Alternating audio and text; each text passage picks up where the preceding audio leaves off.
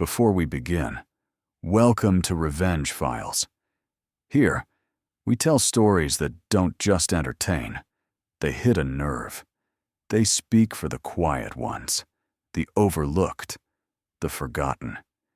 If you've ever sacrificed everything for family, only to feel like a footnote in someone else's celebration, this story is for you. Hit that subscribe button.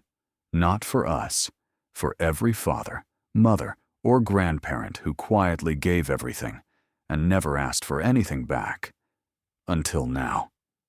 Today's story: I found out I was only invited to babysit, so I left the kids with the nanny I paid for. There are two kinds of invitations. One is given with open arms. The other is given out of convenience.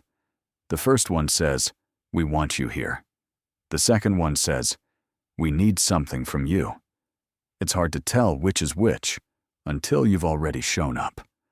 For most of my adult life, I looked forward to Thanksgiving the way a child looks forward to snow. Not because of the food, or the parade on TV, or even the football, but because of the promise, the fragile, often unspoken hope that this one day, a year, would bring the family together in a way that felt real again. It hadn't always been this complicated. When Rachel was little, Thanksgiving meant laughter in the kitchen, 2 pies instead of 1, and hand turkeys made from crayon outlines. It meant her sitting on the kitchen counter while I carved the turkey, pretending not to flinch when the electric knife made its buzzing noise. But children grow, and when they do, they don't just leave home. They leave your rituals behind. Over the years, the holidays started to feel like RSVP events, to which I was sometimes invited, sometimes not. Sometimes the call came the day before, sometimes not at all. So, when Rachel called me 2 weeks before Thanksgiving this year, I'll admit, my heart leapt. "Dad," she said cheerfully, "we were talking and thought, hey, why don't you come spend Thanksgiving with us this year? The kids would love it."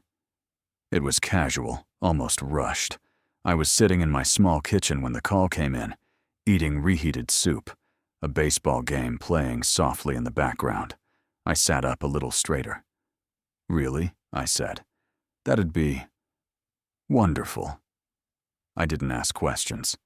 I didn't wonder why the invite had come so early this time, or why her voice sounded like she was checking something off a list. I just said yes. You see, when you're an aging father, a widower, living in a house where your daughter's childhood room is now used to store holiday decorations you no longer hang, you take what you can get. An invitation, any invitation, feels like validation. It says, you still matter. For the next few days, I made plans the way people do when they believe they are still wanted. I bought a new button-down shirt, nothing flashy, just something without stains. I wrapped little gifts for the grandkids, a puzzle for Emma, a dinosaur book for Noah. I even made cranberry sauce from scratch. Rachel used to love that, and froze it, planning to bring it in a cooler. I thought about conversations we might have, how I could ask Derek about work without it feeling awkward, how I could offer to wash dishes after dinner, not as a servant, but as a father who still belonged. I even imagined bedtime stories, how the twins might beg me to read one more page, the way Rachel once did with Charlotte's Web.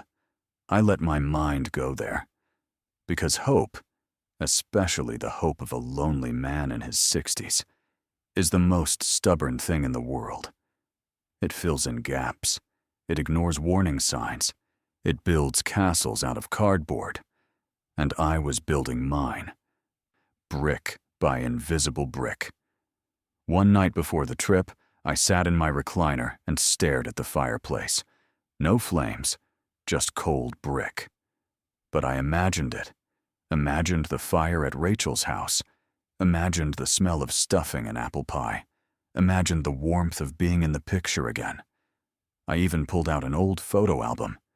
There she was, 7 years old, missing a front tooth, standing next to a lopsided snowman.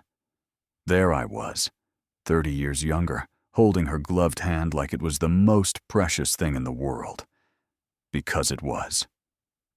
Back then, she didn't need a reason to want me around. Back then, presence was the point, not performance.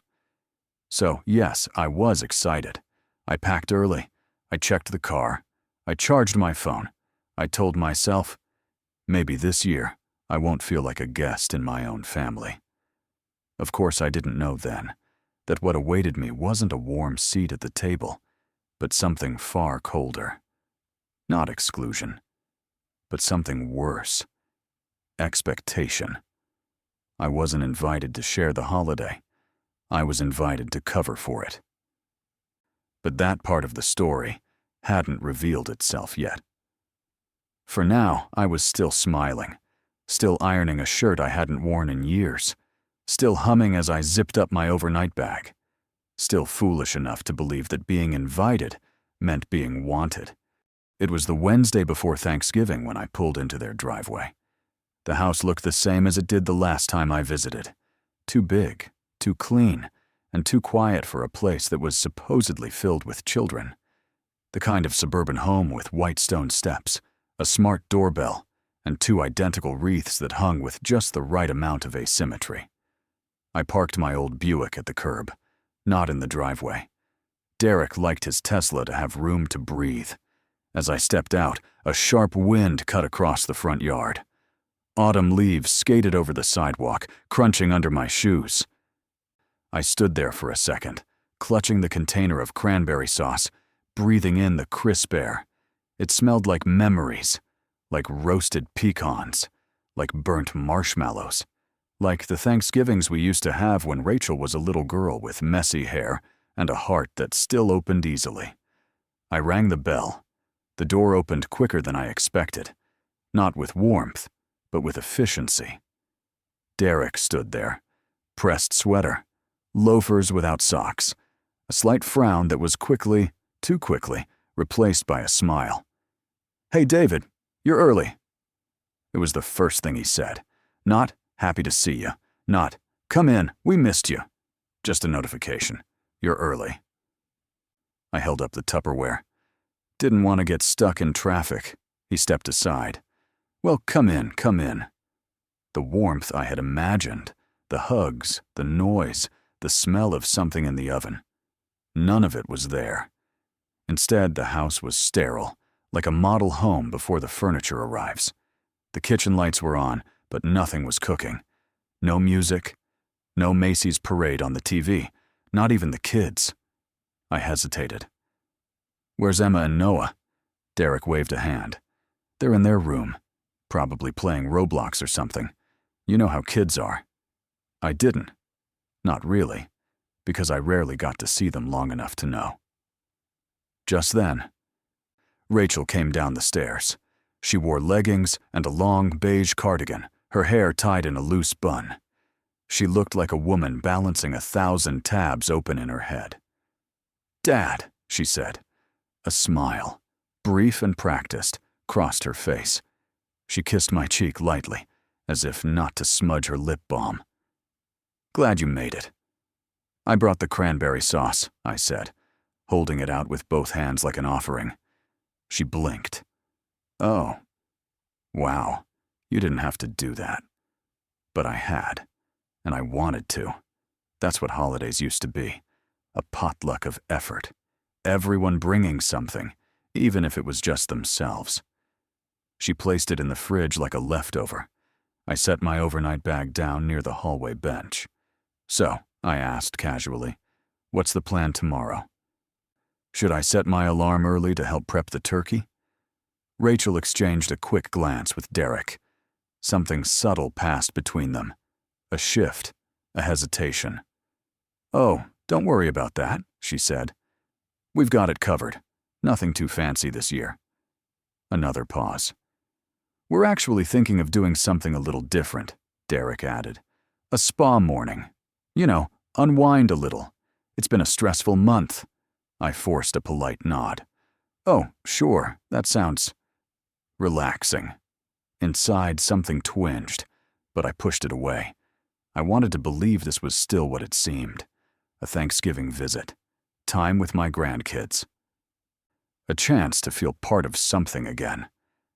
After all, not every conversation needs to mean something. But it was the silence that spoke loudest. There was no mention of where I'd sit at the table. No talk of pumpkin pie. No playful, "You're carving the turkey, right, Dad?" like she used to say. Just spa plans and vague smiles. Later that evening, I helped the kids with their puzzles. We sat on the rug. Emma curled against my side. Noah asked me questions about trains and dinosaurs. For a while, everything felt how it was supposed to feel. Rachel and Derek stayed mostly upstairs, talking in hushed tones, laughing now and then. I didn't ask. I didn't interrupt. I just sat with the children, quietly grateful for the two little humans who didn't know how to perform politeness yet. To them, I wasn't a chore or a convenient option. To them, I was Grandpa. That was enough. But as night fell and I settled into the guest room, the same room that once belonged to Rachel, now stripped of its character, a strange thought settled over me. I felt like a placeholder, like a substitute teacher in my own story. And I didn't know it yet. But that instinct, that gut feeling that something was off, it wasn't paranoia. It was prophecy. Because tomorrow, I wouldn't be asked to pass the stuffing or tell an old family story at the table. Tomorrow, I would learn why I was really here. And it wasn't because I was loved. It was because I was available. There's a kind of quiet that doesn't soothe. It stings, like a dinner table with too many chairs, like a family photo where you're not in the frame, like a hallway filled with voices that go silent when you step into view. That was the quiet I felt the next morning. The house had come alive early, or rather, parts of it had.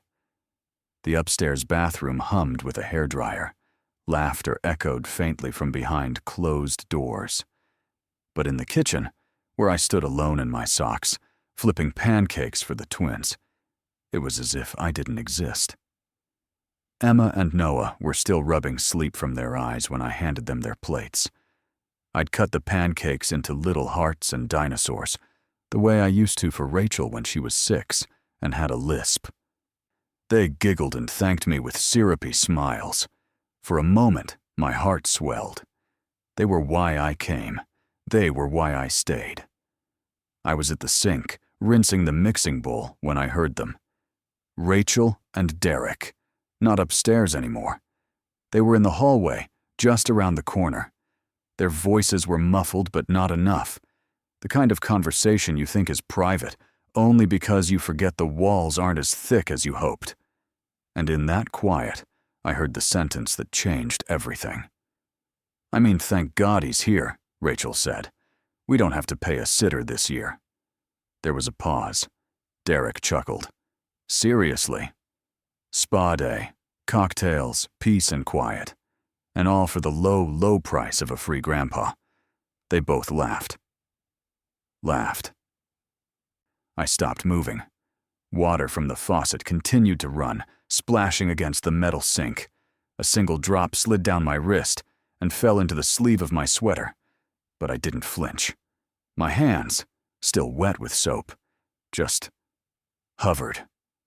In that moment, time didn't freeze. It clarified.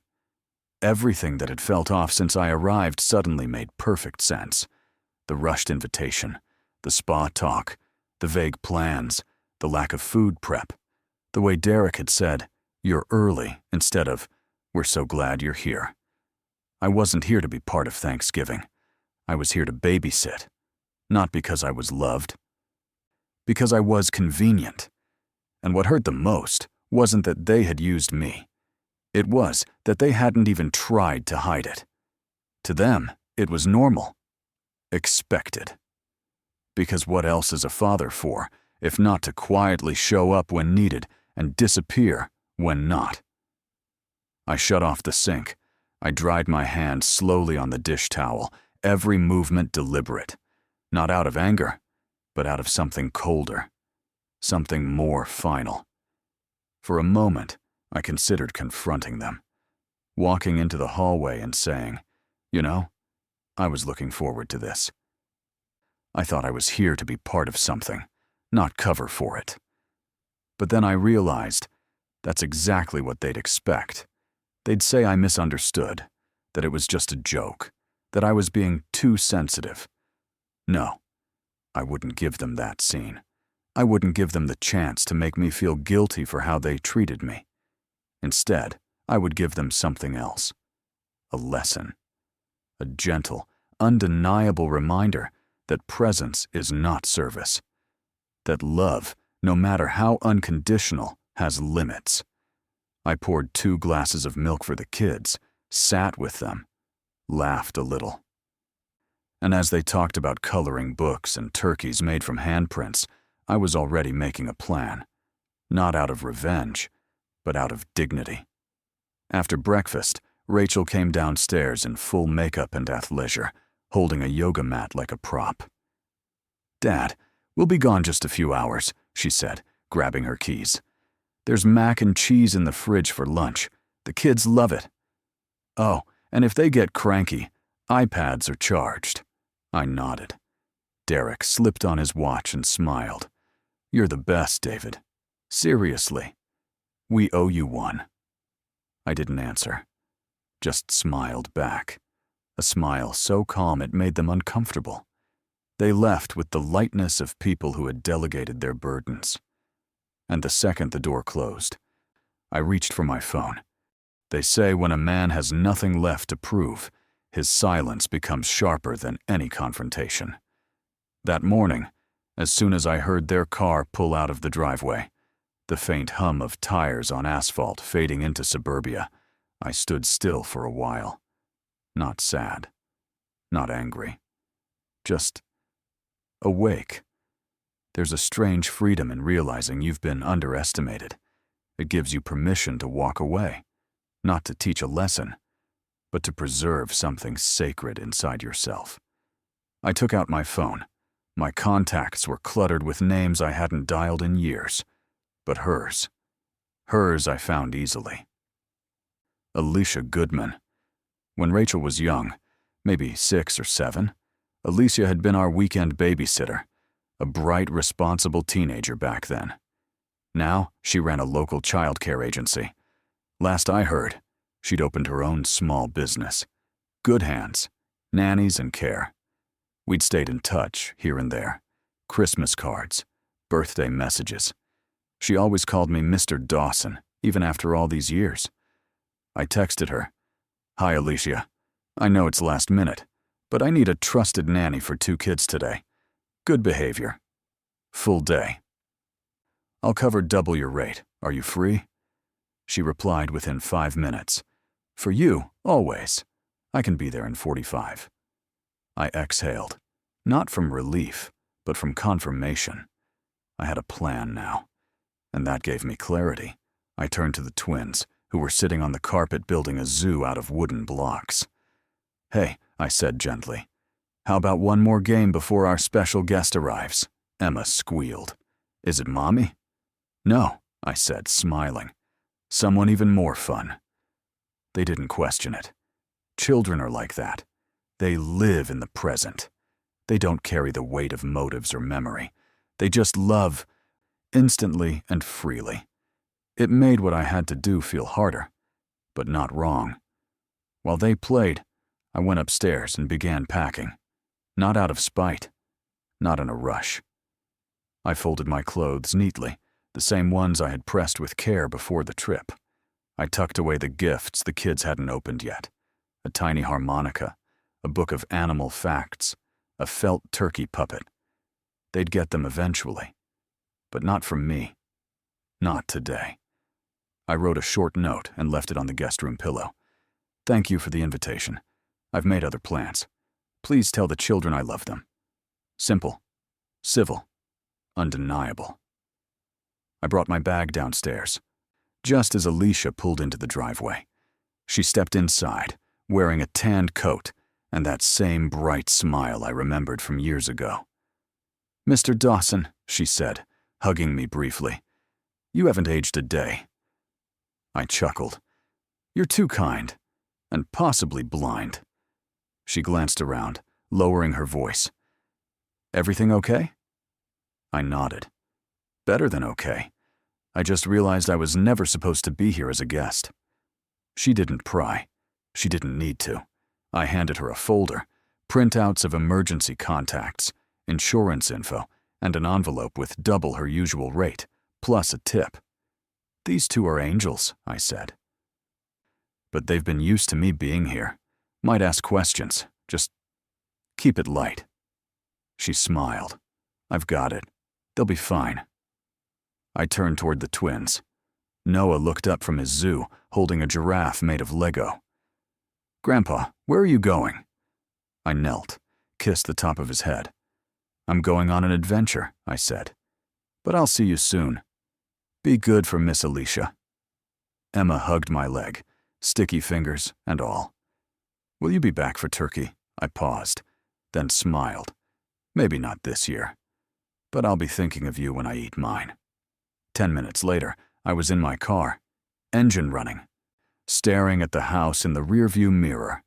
It looked like every other house on that street. Manicured, polished, symmetrical. But I had never felt more like a stranger in it. And the truth was, I didn't leave because they hurt me. I left because I refused to shrink to fit a version of myself they had outgrown. I wasn't just a babysitter. I was a man who had sacrificed decades for others. And I deserved more than silence and sarcasm behind hallway walls. So I did what many men of my age never do. I chose myself. And I drove away, toward an airport, toward an old friend's warm invitation, toward a new kind of Thanksgiving. The door clicked shut behind them with a soft finality. Rachel stepped out of her shoes and sighed, stretching her arms overhead. "That massage was heaven," she said, the scent of eucalyptus oil still clinging to her sweatshirt. Derek dropped the car keys into a bowl by the door. "I haven't felt this relaxed since I don't even remember when." Their laughter filled the hallway, light, carefree. The way people laugh when they think all their responsibilities have been delegated. Rachel called out, "Dad, we're back!" Silence. She tried again. "Kids? Grandpa? We're home!" Still nothing. No sound of cartoons from the living room. No giggles from the playroom. No footsteps running to greet them. Rachel blinked. "That's weird." Derek shrugged. "Maybe they're napping. He probably wore them out." He walked toward the kitchen. "We should thank him again. He really came through." But as he entered the kitchen, he froze. Sitting neatly on the counter was a white envelope with Rachel's name in small, tidy handwriting. Next to it was the cranberry sauce her father had brought. Untouched. Rachel picked up the envelope. Her heart fluttered in a strange rhythm. Inside was a single piece of paper. No drama. No anger. Just truth. "Rachel, I heard what you said yesterday, and I realized this invitation wasn't really an invitation at all. It was a schedule. One I didn't agree to. I've left the kids with Alicia Goodman. You remember her? She used to babysit you. They're in good hands. Better hands than mine, perhaps, because they're being looked after by someone paid to care, not someone assumed to. This Thanksgiving, I've decided to spend the day somewhere I'm wanted, not just needed."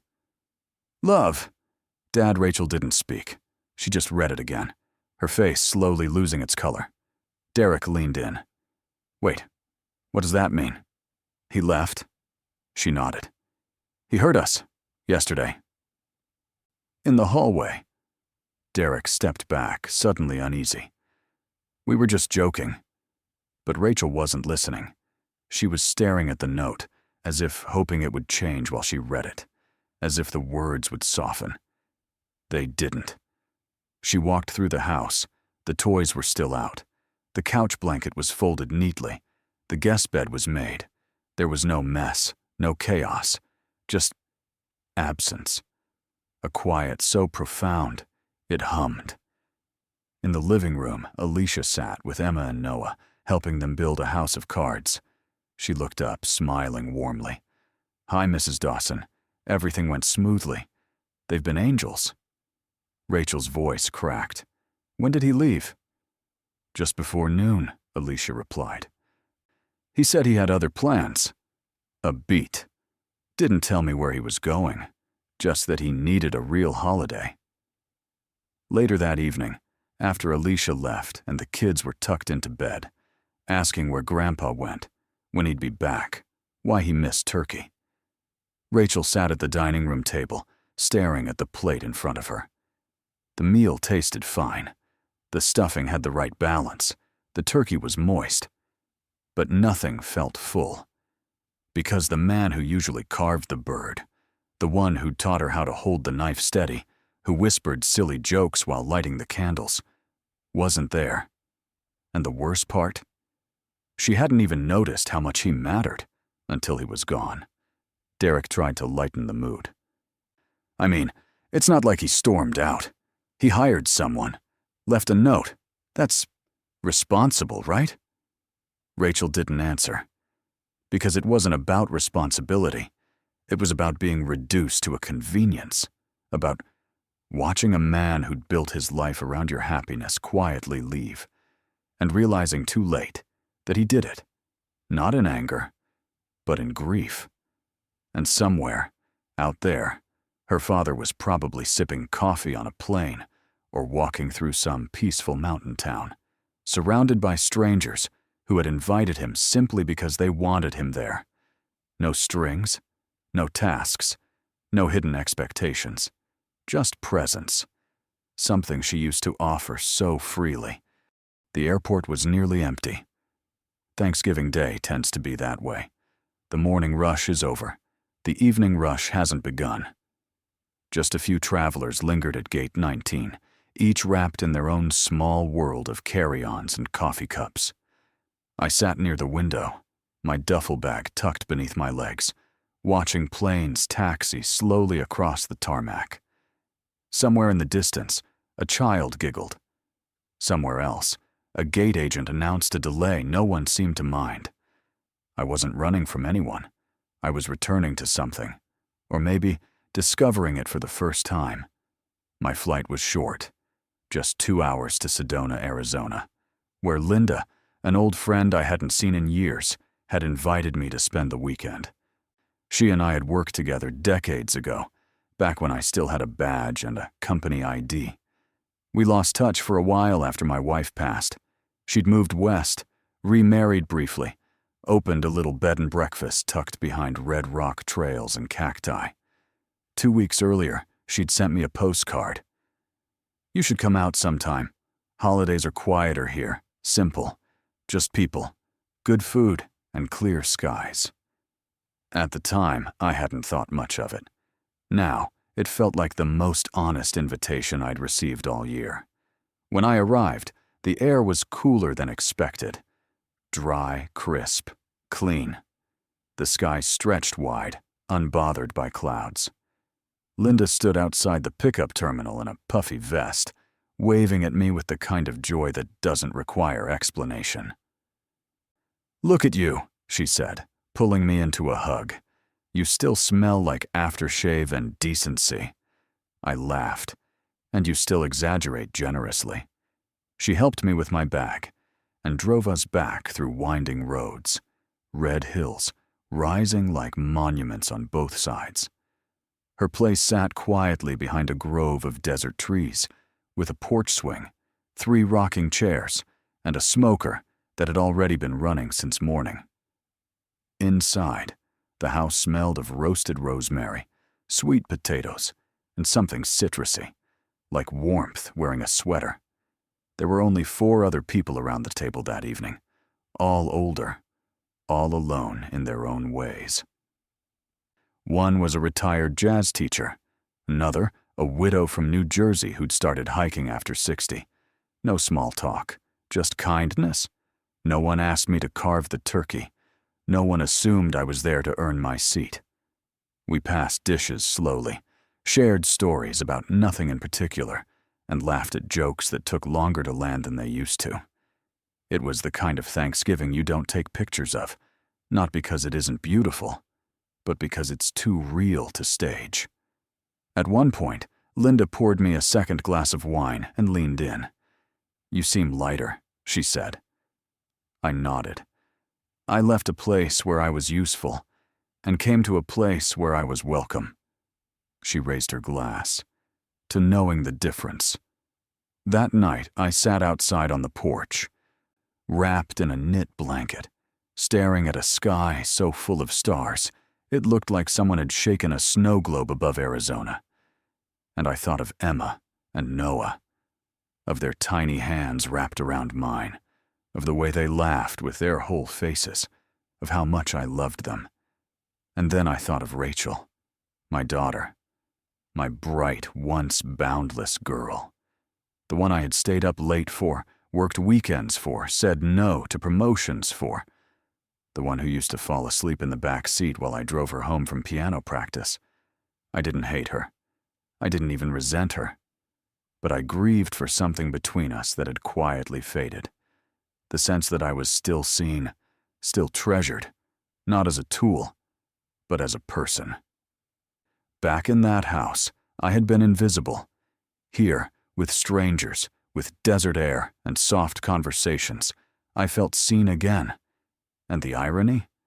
It took walking away from the people I loved to remember how much I still deserved love in return. Rachel stood in the kitchen long after the kids had gone to bed.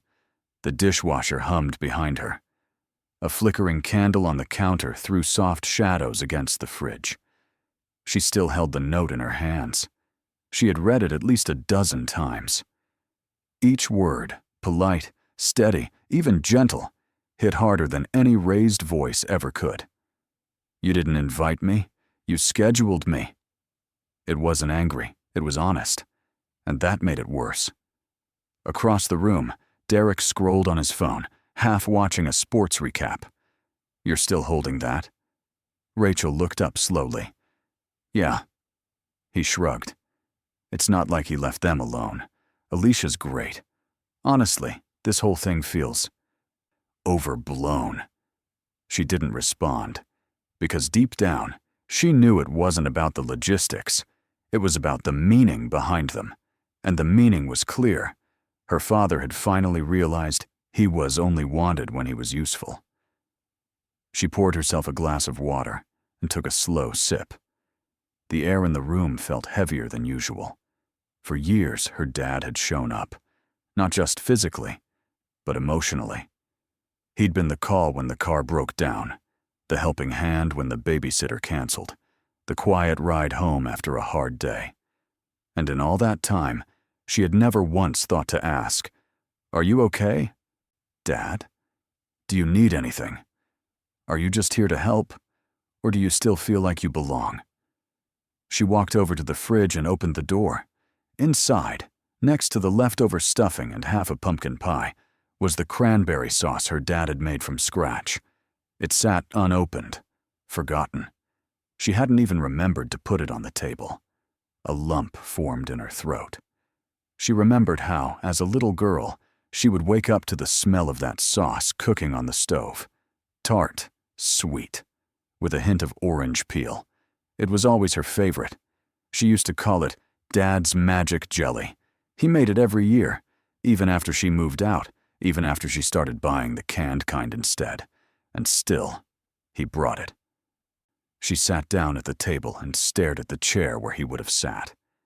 The last Thanksgiving he came over, 2 years ago, he had helped Noah build a Lego set for 3 straight hours. She'd laughed about it at the time. "He's going to spoil them," she told Derek.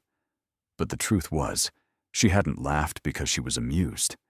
She'd laughed because it made her uncomfortable, seeing how much her father still poured into the people around him, long after anyone asked him to, because there was a guilt in that, a guilt she'd never named. Until now. Derek finally looked up. "You're not seriously mad at us, are you? We just made a joke." Rachel's voice was quiet. "It wasn't the joke, Derek." She turned to him slowly. "It's the fact that he heard it and didn't feel surprised. Derek frowned. What's that supposed to mean?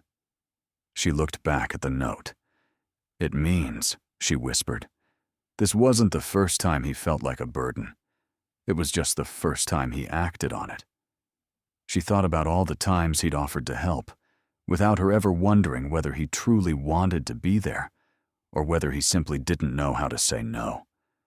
How many Christmases had he spent assembling dollhouses in the garage alone? How many birthdays had he shown up early to mow the lawn because he was in the neighborhood?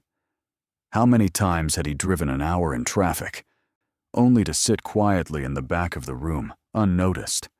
All those sacrifices, all that effort, all that love, hidden in small acts. And she, blind in her routine, had mistaken that silence for obligation instead of devotion. Rachel wiped the corner of her eye and stood. She opened the fridge again, reached for the cranberry sauce, and set it down on the counter. This time, she peeled back the lid. Spoon in hand, she took one small bite. Tart, sweet, and achingly familiar. It tasted like childhood, like safety, like someone who had always been there until he wasn't. The next morning in Sedona broke quiet and gold. The desert sun didn't rise so much as it emerged. Slowly, like an old man easing himself out of bed, stretching across the rocks and waking up the air. David sat on the porch with a mug of coffee in his hands. He wasn't used to this kind of stillness.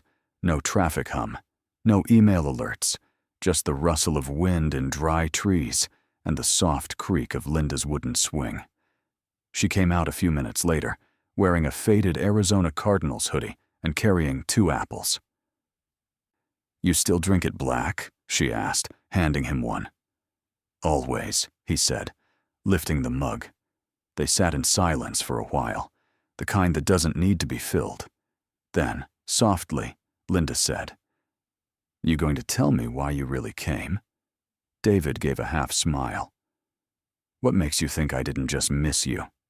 "You did," she said, "but something else brought you here.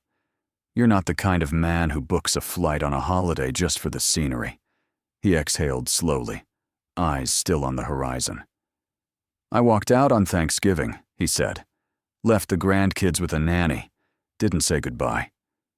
Linda didn't flinch, didn't judge. "I take it they didn't ask you to leave." "No," David said. "They asked me to come, but not for me. For what I could provide, what I could do." A pause. "They didn't want a guest. They wanted free childcare in a quiet house." He sipped his coffee. The warmth no longer comforted. It only kept his hands busy. Linda leaned back in her chair. "Must have hurt." "It did," he admitted. "But it didn't surprise me. That's the part that got to me. I wasn't shocked. I was used to it." He stared out at the pale pink cliffs in the distance. "You know what's funny?" he said. "I don't blame them." Linda looked at him. "I raised her to be strong, capable, self-sufficient. I always said yes, always showed up, always gave her the space to build a life on her terms. And somewhere in the middle of that, I disappeared." "You didn't disappear," Linda said. "You just got folded in, into the wallpaper, into the background, into the safety net." He nodded. "Exactly." He paused. His voice dropped. "I became reliable, then invisible, then expected." For a long while, neither of them spoke. The breeze picked up, brushing dry leaves across the deck. David cleared his throat. "I think what broke me wasn't that they used me. It was that I let them, over and over again. I taught them that I didn't have needs, that I was fine sitting in the corner, that I didn't mind being left out, as long as the kids were okay. The trash got taken out, and the thermostat stayed at 72. Linda smiled faintly. "You sound like every man I've ever respected, and every man I've ever worried about." He chuckled. "That's what we do, you know." Men like me. We get good at being okay. We patch the roof, balance the checkbook, show up to the school concert. We stand behind the camera while everyone else poses. And if we do it well enough, long enough, people forget we ever needed to be seen. She reached out, touched his arm. You do deserve to be seen. I'm not angry, he said. I'm just tired of only being remembered when something breaks, of being the emergency contact, but not the holiday invitation, of being needed, but never wanted. Linda nodded. David, she said, you're not the first man to realize too late that he taught his family how to live without him. He looked at her. But you might be the first one brave enough to say, no more. They sat for a long time after that, watching the sun climb higher over the red hills. Inside, the bed and breakfast smelled like cinnamon bread. A new day was unfolding. No one needed him to fix anything. No one was waiting on a ride or asking for Wi-Fi passwords or pointing out a leaky faucet. He wasn't the help. He was simply there. And for the first time in years, that felt like enough. It had been 3 days since Rachel last heard from her father. No missed calls, no texts, no happy Thanksgiving follow-up, no thanks for the pie or the kids were great. Nothing. And for the first time in a long time, she realized how much she had come to rely on the steady beat of his presence. Quiet, predictable, and always available. She sat at the kitchen table on Sunday morning, still in her robe, sipping lukewarm coffee and scrolling through old photos on her phone. There he was, last year, holding Emma upside down by her ankles, both of them laughing uncontrollably. And the year before that, walking behind Noah on Halloween, flashlight in one hand, candy bucket in the other, and one photo she didn't remember taking. A blurry shot of him standing in the background at her birthday party, half smiling while balancing a tray of hors d'oeuvres. Always there, always helping, always peripheral. She opened her messages and scrolled to his name. Dad. Last text. Leaving now, got gas. ETA 5:40-ish.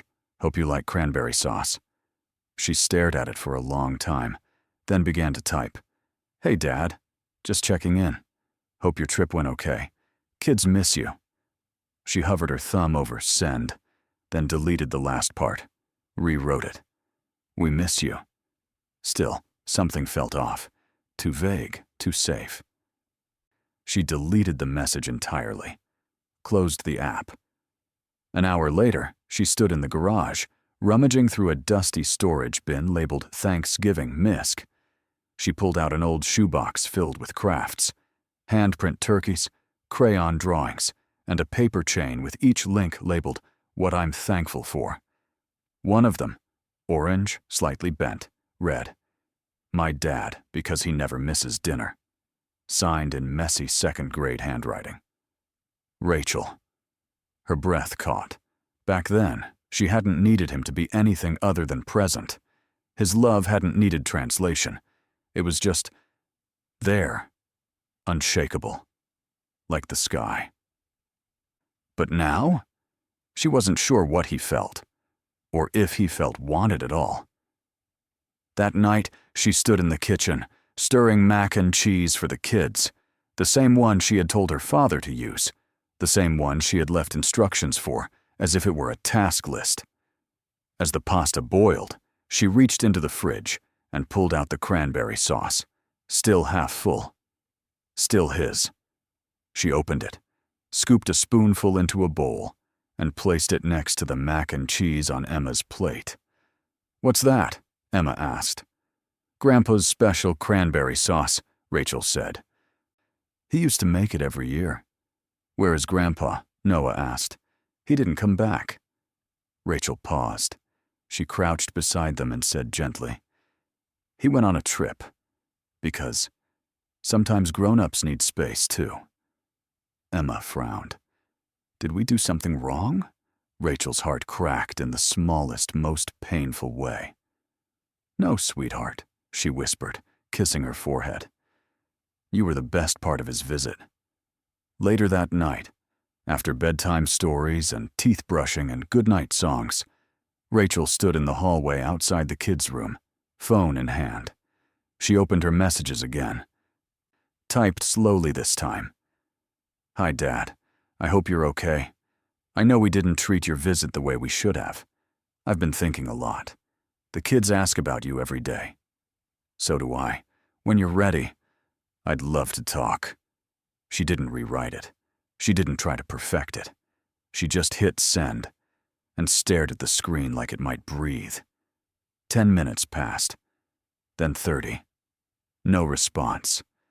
She turned off the lights and climbed into bed, unsure if silence meant anger or simply time. But even in that uncertainty, she felt something shift, because for the first time in years, she was the one reaching. She was the one hoping. And that was a start. David felt his phone vibrate just after dinner. He was sitting by the fire pit with Linda and two of her guests, a retired park ranger named Malcolm and a school librarian named June. They were swapping stories about wild animals and wilder children. The message came in like a flicker, a soft buzz in his jacket pocket, barely louder than the crackle of the firewood. He pulled the phone out, half expecting a weather alert or some promotional email. But it wasn't that. It was from Rachel. He stared at the screen. The fire reflected faintly in the glass. "Hi, Dad. I hope you're okay. I know we didn't treat your visit the way we should have. I've been thinking a lot. The kids ask about you every day. So do I. When you're ready, I'd love to talk." There were no excuses, no elaborate explanations, just a quiet olive branch, extended through a few tentative lines. David didn't smile. He didn't cry. He didn't react. At least not in the way people on television do. He simply read the message again, and then again. Later that night, after everyone had gone to bed, David sat on the porch alone, phone in hand, heart in conflict. The wind had picked up. The desert night was colder than expected. A blanket rested on his lap, but the chill didn't come from the air. It came from memory. He thought of Rachel as a child. Big brown eyes, skinned knees, stubborn as a nail. He'd loved her fiercely, in ways she never even saw. He stayed up late when she had homework due. He skipped poker nights to be at every recital. He let her take the last cookie, even when she thought he hadn't noticed. He had been her anchor.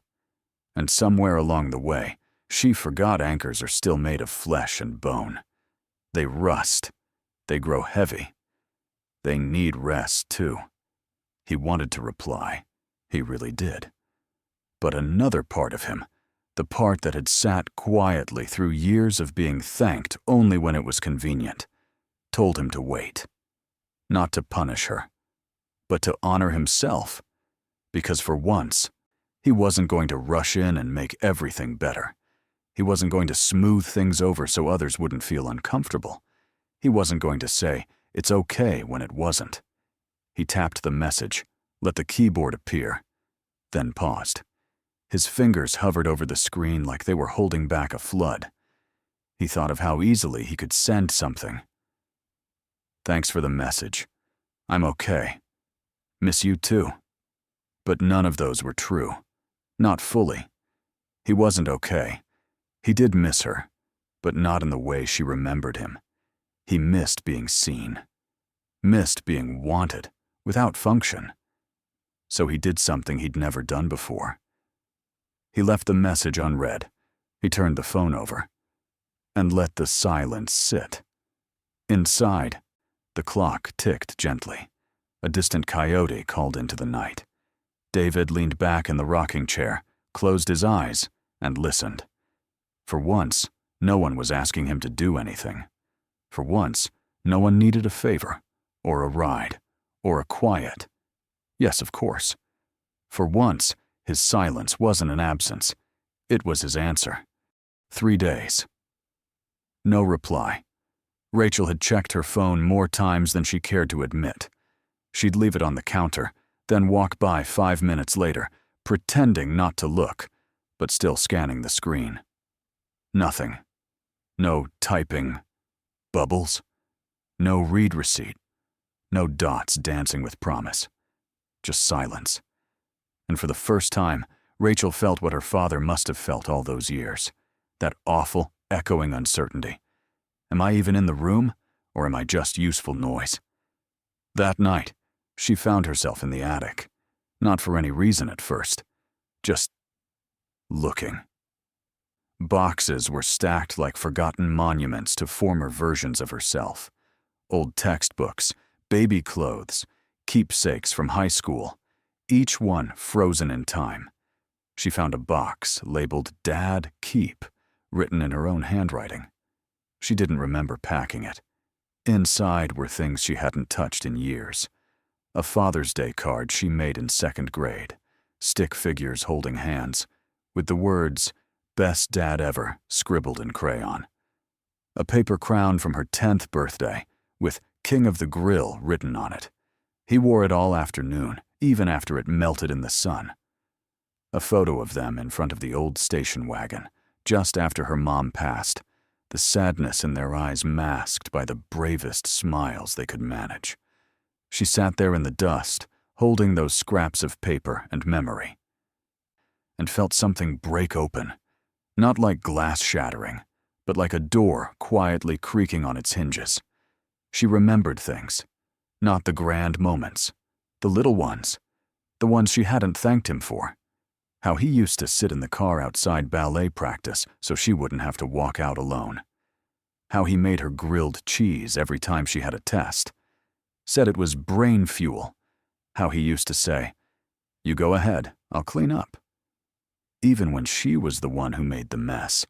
She had spent so much of her adult life moving forward, trying to manage kids and marriage and bills, that she hadn't looked back long enough to ask, when was the last time I showed up for him? Just because. She pulled out her phone again. His message thread still hadn't changed. But this time, she didn't stare at the screen with impatience. She stared with respect.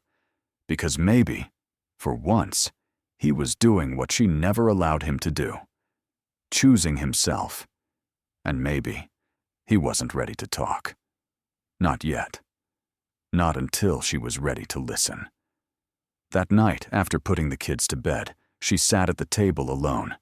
No TV, no background noise, just a notepad and a pen. And for the first time since she was a teenager, she began writing her father a letter. Not to ask for anything, not to explain, not to justify, but to tell the truth. To say, "I forgot how much you mattered. I didn't see how much you carried. And I'm sorry that I only remembered you when I needed something. It wasn't perfect. It was messy and a little late. But it was honest. And maybe," she thought, "that's where forgiveness begins. Not with words we say, but with truths we're finally brave enough to admit." The letter arrived 2 days later. Not as a text, not as an email, but as something older, more deliberate. An envelope with his name written in blue ink, sitting quietly in the stack of mail Linda brought in with the morning paper. David didn't recognize the handwriting right away. There was no return address, just his name. Dad. He stared at it for a while, letting the edges of the envelope crease beneath his thumb. "You okay?" Linda asked, setting 2 mugs of tea on the table. David nodded, then turned the envelope over and opened it. Inside was a folded sheet of notepad paper, the kind Rachel used to doodle on during car rides when she was 9. Always folding them into little triangles and slipping them into his shirt pocket. But this one wasn't a doodle. It was something else. He unfolded it and read, "Dear Dad, I don't know how to begin this, except to say that I miss you. Not just the version of you that helps with the kids, not the man who fixes things or shows up with casseroles. I miss the version of you I stopped seeing, the person behind the dad title. You've always been there. I mean that quite literally. Every concert, every fever, every hard day I didn't know how to name. You were a constant, so constant I stopped noticing. I'm sorry for that. I'm sorry for assuming your love would always be available, like the porch light left on or the coffee already brewed. I'm sorry for making you feel like a fixture instead of a father. I used you. I don't mean that cruelly, but truthfully. I asked you to help, not realizing how rare it is to be loved without condition, and how unfair it is to treat that love like a service. I don't know what to say that could make up for that, so I won't try to fix it. I'll just say this. Thank you for showing me what quiet love looks like, and thank you, even more, for showing me what self-respect looks like when you walked away. You taught me something I should have known, that being dependable doesn't mean being disposable. Whenever you're ready, I'd love to talk, but only if you want to. Not because I need a babysitter, not because it's convenient, but because I miss you. The whole you, love. Rachel David sat very still. The words settled into him like falling leaves. Soft, slow, unavoidable. He didn't cry. He didn't rush to reply. He just breathed it in and allowed it to land. For so many years, he had been the one writing letters in his head. Things he never said out loud. Moments he forgave silently. But this time, the words came back to him. In her voice, in her handwriting, in her effort. And that, perhaps more than anything, was what moved him most. Not the apology, the effort. The realization that maybe, just maybe, she saw him again. Not as a solution, not as a favor, but as a man, as a father. As someone who still mattered, even when he stopped giving. He folded the letter and placed it back in the envelope, then slid it into the inside pocket of his coat, close to his chest, where important things go. Linda came back into the room. "Well?" she asked gently.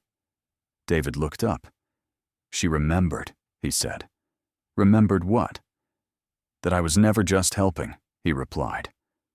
"I was loving." The phone rang twice before she picked up. Rachel had just stepped out onto the back patio, still holding a dish towel in one hand. The kids were inside, watching cartoons. A pot of something she forgot to season was bubbling on the stove.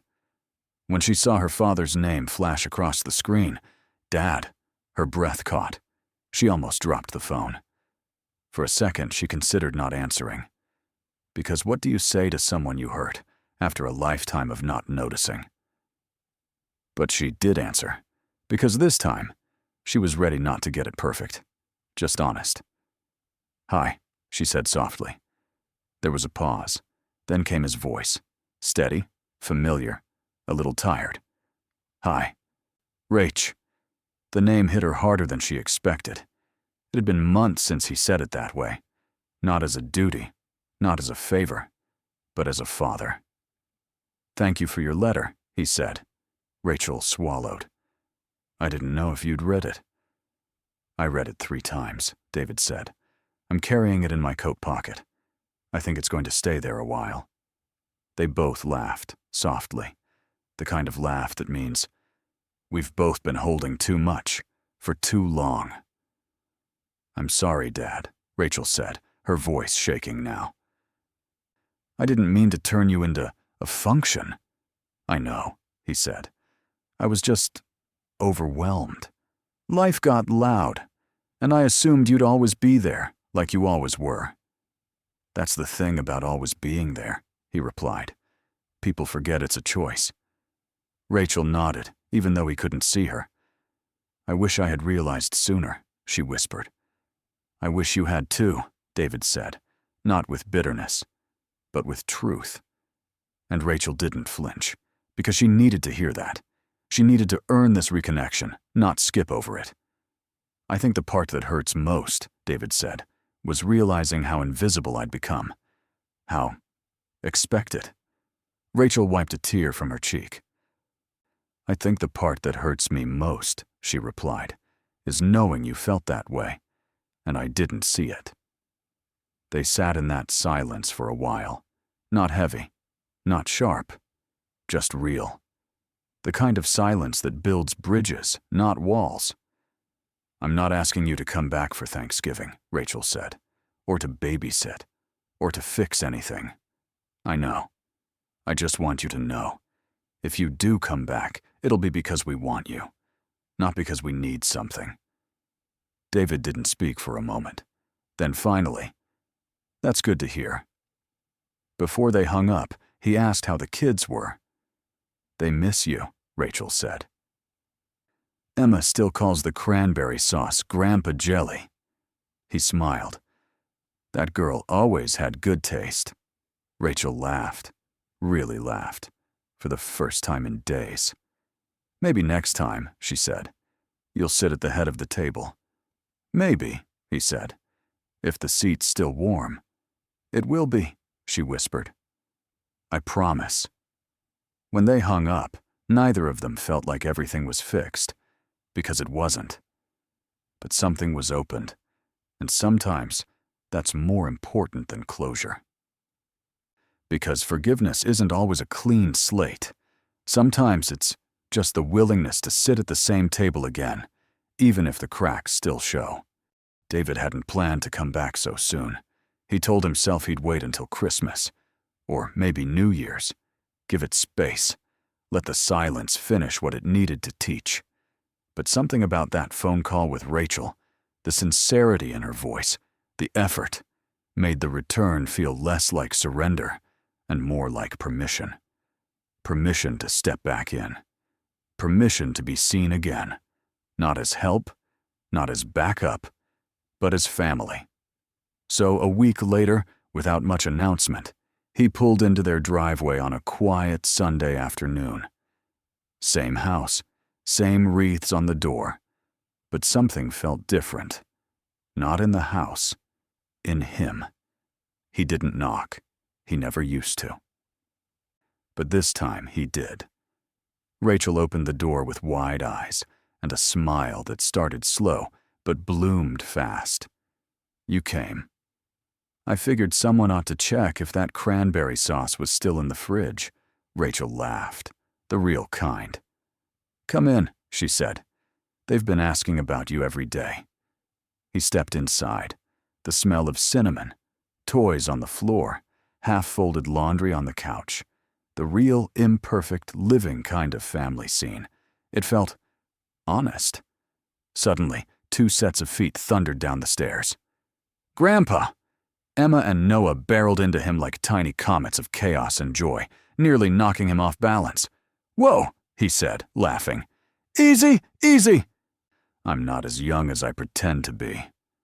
Emma held up a folded piece of construction paper with glitter stuck to one corner. It said, "We saved you a seat." Drawn in crayon was a picture of their dining table, and him in a big red chair with a gold paper crown. "We made a chair sign," Noah explained proudly. "So you always have your place." David blinked hard. Something inside him that had been holding back for weeks quietly let go. He knelt down and hugged them both. For the first time in a long time, he wasn't doing it for them. He was doing it with them. Rachel watched from a distance, arms folded, eyes glistening. She didn't interrupt. She didn't say, "See, they missed you." Because this time, it wasn't about proving anything. It was about presence. And finally, it was being offered both ways.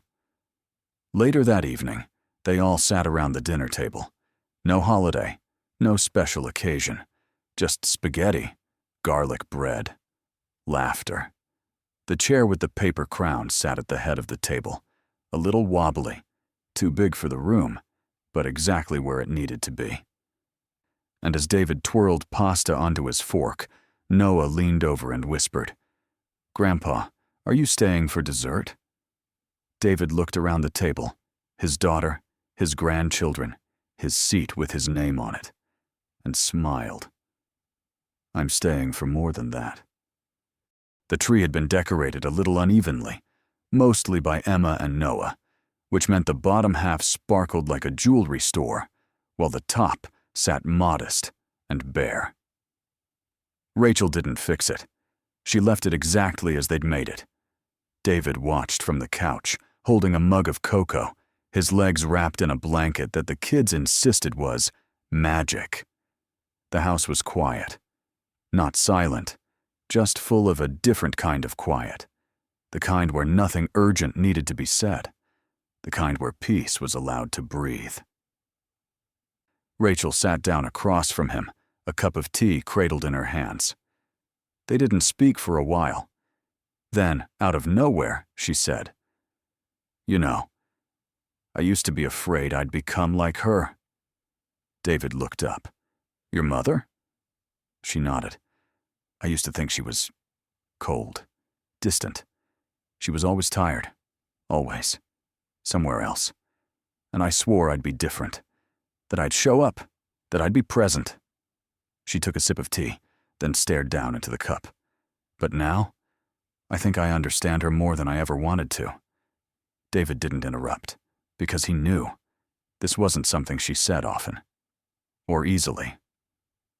"I look at my life sometimes," she continued, "and I feel like I'm running from one task to another, one responsibility to another. The kids, the house, work, Derek, and somewhere in that storm, I stopped looking up. I stopped seeing people, including you." She paused. Her voice trembled slightly. "I think Mom was overwhelmed. I think she just shut down. And I judged her for it. I promised I'd never be like that. But now, I see the signs in myself." David looked at his daughter, really looked, and saw not just the woman she had become, but the child still inside her, scared, striving, needing permission to feel what she'd long buried. "You're not your mother," he said gently. Rachel smiled sadly. "But I'm not you either." He shook his head. "No, and you don't need to be." "But I want to be," she whispered. "I want to love like you did, without asking anything back. I just don't know how you did it." David leaned forward, hands wrapped around his mug. "I didn't do it without asking something back," he said softly. "I just never said the words out loud." Rachel blinked. "I always wanted to be seen, to be appreciated, to be more than just reliable." He paused, then added with a wry smile, "Turns out even quiet men have loud hopes." She looked at him with tear-filled eyes. "And I crushed them." "No," he said. "You missed them. That's different." Rachel looked away. "What if I'm messing it all up? The kids, the house, everything? What if I'm just repeating the same cycle, showing up with food and clean laundry, but not really being there?" David reached out and took her hand. "You're here now," he said, "and you're listening." He gave her hand a gentle squeeze. "That's more than most ever do." The tree lights twinkled behind them. A soft carol played from the kitchen radio. Rachel leaned her head against his shoulder, just like she used to when she was small and the world got too big. And in that moment, without fireworks, without ceremony, a deeper kind of healing happened. A daughter stopped trying to be perfect, and a father stopped trying to be invisible. And for once, they just sat together, in truth, in tenderness, in time. Christmas morning arrived with no fanfare. There were no fancy brunches, no matching pajamas, no Instagram-worthy photo shoots, just the soft thud of tiny feet down the stairs, the quiet rustle of wrapping paper, and the smell of cinnamon rolls Rachel had actually made from scratch. Not because she had to, but because she wanted to. David sat on the floor with the kids, helping Emma untangle a new bracelet-making kit, while Noah showed off his Lego spaceship, complete with sound effects. Rachel watched from the kitchen, holding a mug that read, "World's Okayest Mom." It had been a gift from her dad. She smiled every time she saw it. Because she finally understood the joke and the grace it carried. When breakfast was ready, Rachel set the table differently this time. She didn't just lay out forks and plates. She laid out presents, a place card in front of each seat, candles lit, even if it was morning, a cloth napkin folded neatly in front of the chair at the head of the table. His chair. David hesitated when he saw it. "You didn't have to do all this," he said. "I know," Rachel replied. "That's why I did it." They ate together, talked, laughed. No one asked David to fix the garbage disposal. No one handed him a diaper. No one pulled him aside with just a quick favor. He was there as a guest, as a father, as a person whose time mattered. And in the eyes of his grandchildren, he saw something he hadn't seen in a while. Not just affection, but admiration. Because they weren't learning love as transaction. They were learning love as attention. After the dishes were done and the kids went off to play, David and Rachel sat outside on the porch. It was colder now, the kind of crisp air that made you grateful for your coat, your coffee, and the person beside you. Rachel looked out at the backyard. "You know," she said softly, "I used to think presents was about showing up no matter what, being the one who never dropped the ball." David sipped his coffee. "It's not?" She shook her head. "No. That's service. It's valuable, yes. But it's not the same as being present." He raised an eyebrow. "So what is presence then?"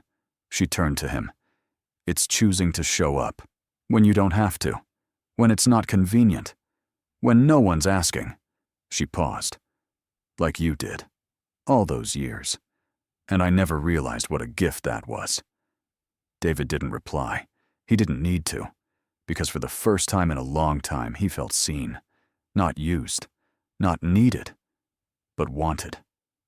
As the sky turned orange and the day began to fade, Emma and Noah burst out the door, bundled in coats, begging for just 10 more minutes outside. Rachel laughed. "You go, I'll clean up."